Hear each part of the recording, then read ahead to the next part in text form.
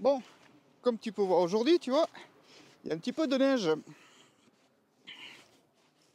Ouais, la neige a fini par arriver chez moi. Bon, c'est pas le but de la vidéo.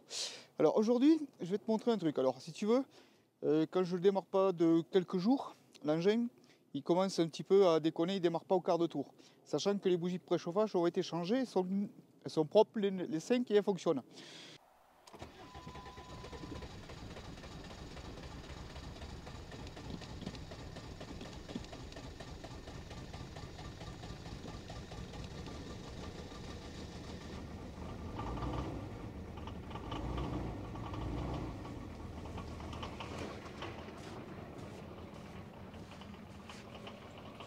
Tu vois ce que je te dis? Il a du mal à démarrer. Bon, c'est pas non plus un truc de fou, sachant que ça fait un petit moment qu'il a pas tourné. Mais t'as vu, il fume quand même bien blanc.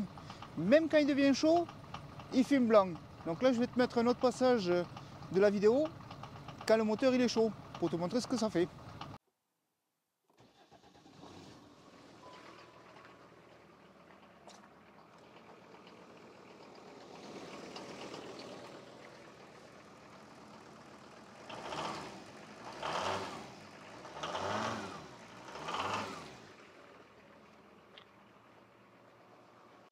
Bon, comme tu as pu voir, il démarre difficilement quand même. Et il fume un petit peu blanc.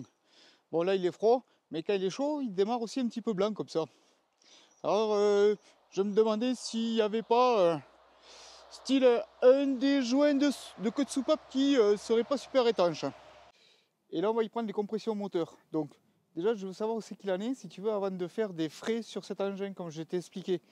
Je veux pas acheter beaucoup de pièces pour le réparer et au final voir que, en fin de compte, ce que j'essaie de réparer, ben, ça fonctionne pas ou il y a d'autres soucis. Donc là, si tu veux, avant d'aller plus loin dans mon diagnostic et ainsi de suite, de bougies de préchauffage, ça peut être le circuit de préchauffage qui déconne, en électricité. Bon, ça on le verra plus tard. Mais tu vas voir que, en fin de compte, je réussis à les prendre sans réussir à les prendre. Parce que ce qui se passe, c'est que j'ai un souci pour prendre les compressions moteur au niveau du 5e cylindre. Bon, tu verras ça après. Bon, maintenant, ce qui va être intéressant de faire, c'est d'y prendre les compressions moteur. Parce que j'ai envie de savoir un petit peu où c'est qu'il en est. Il a 263 000 et j'ai envie de voir un petit peu ce qu'il en est. Alors pour ça, regarde. Donc tu vois, en partenariat avec Max Piderod, ils m'ont envoyé aussi les compressiomètres pour prendre sur les moteurs diesel. Alors, deux solutions. Alors, attention, c'est pour les diesels, on va dire avec injecteur mécanique pour ce coup-ci. Parce que si tu veux, tu as deux possibilités. Soit tu prends les compressions moteurs au travers des bougies de préchauffage. Je te montrerai ça après un plus près. Ou sinon, tu peux les prendre à partir des injecteurs aussi. Mais par contre, pour les injecteurs, ce sont des injecteurs, on va dire mécaniques. Hein, parce que la plupart du temps, ça ressemble plus à des injecteurs type Bosch, mécanique ou autre. Voilà. Comme je ne connais pas tous les injecteurs de tous les diesels possibles et imaginables, je ne pourrais pas te dire exactement si tu peux le brancher sur tout et rien. Par contre, on peut le brancher sur toutes les bougies de préchauffage, tu vois. Il n'y a rien d'extraordinaire hein, en utilisation. Bon, on va voir ça. Allez, on passe aux compressions moteur. Donc là, j'ai remplacé mes bougies de préchauffage par l'embout qui correspond sur mon moteur. Et je te montre. Donc là, j'ai pris sur le cylindre numéro 1, c'est-à-dire celui-ci. L'embout est déjà branché. Après, c'est un système à clip, tu vois. Clac, clac, tu n'as plus qu'à enfourcher dessus. Voilà.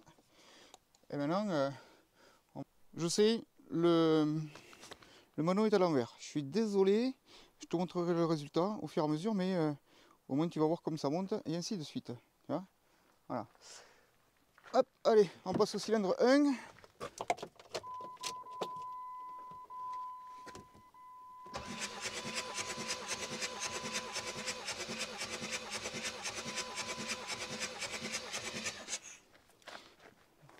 Hop, là, je vais te le montrer. Voilà, là on est à 29 bars. La zone rouge, c'est en bar, et la zone noire, c'est un PSI. Donc là, on est à 29 bars. Allez, maintenant, il suffit de relâcher la pression.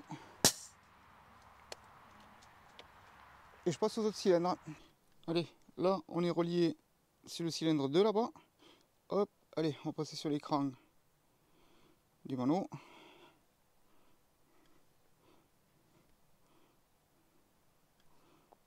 Allez, cylindre numéro 2.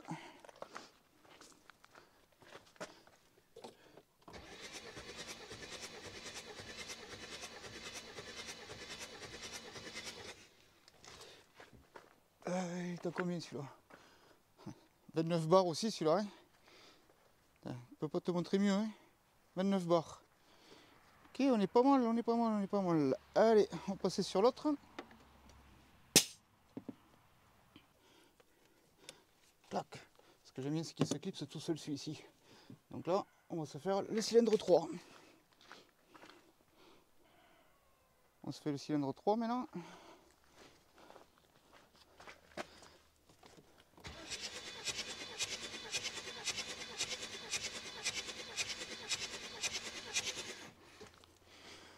On est à combien?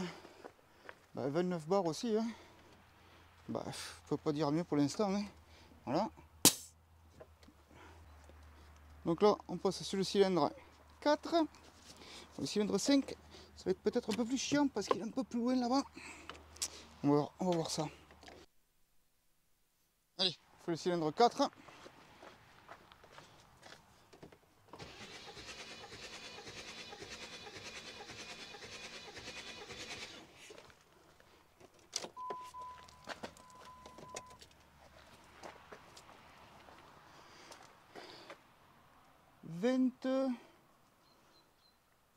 « 27.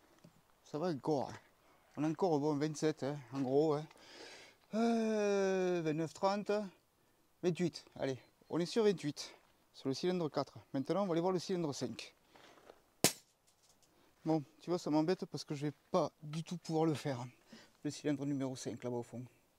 Je vais pas pouvoir le faire parce que si tu veux, la place du tablier ici, là, lui, il passe pas. Tu vois ce que je veux dire? Au fond, là-bas, ça passe pas. Ça passe pas. Et il aurait fallu un coup dans 90 que je puisse brancher, si tu veux, pour pouvoir l'orienter et puis venir me connecter là-dessus.